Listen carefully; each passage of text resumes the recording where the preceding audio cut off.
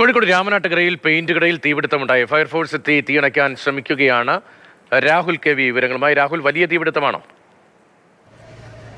വലിയ തീപിടുത്തം തന്നെയാണ്. 4 യൂണിറ്റ് ഫയർ എഞ്ചിൻ സ്ഥലത്തുണ്ട്.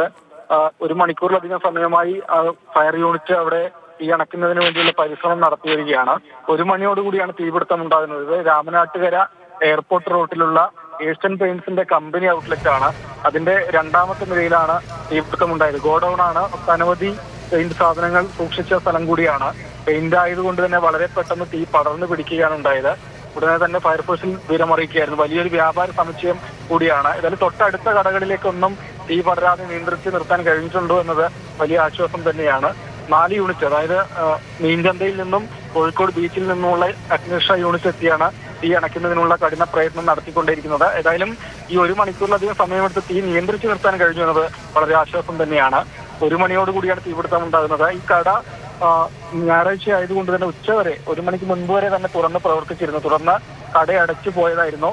തൊട്ടടുത്ത ചെരുപ്പ് കടയിലെ ആളാണ് ഇങ്ങനെ തീ പടരുന്നതായി ശ്രദ്ധയിൽപ്പെടുകയും പെട്ടെന്ന് തന്നെ അഗ്നിരക്ഷാ യൂണിറ്റിനെ വിവരമറിയിക്കുകയും ചെയ്തിട്ടുള്ളത്. അതിലും വലിയ നാശനഷ്ടം സംഭവിച്ചിട്ടുണ്ട്. തീപിടുത്തത്തിന്റെ കാരണം എന്താണെന്ന് വ്യക്തമാവുകയും ചെയ്തിട്ടില്ല. തീ നിയന്ത്രിച്ചു നിർത്താൻ കഴിഞ്ഞു എന്നതാണ് ഏറ്റവും ആശ്വാസകരമായ കാര്യം.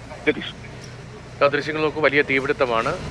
തീയണയ്ക്കാനുള്ള ശ്രമം നടക്കുകയാണ്. വലിയൊരു ബിൽഡിംഗാണ്. ബീച്ച് കടയിലാണ് തീപിടുത്തം.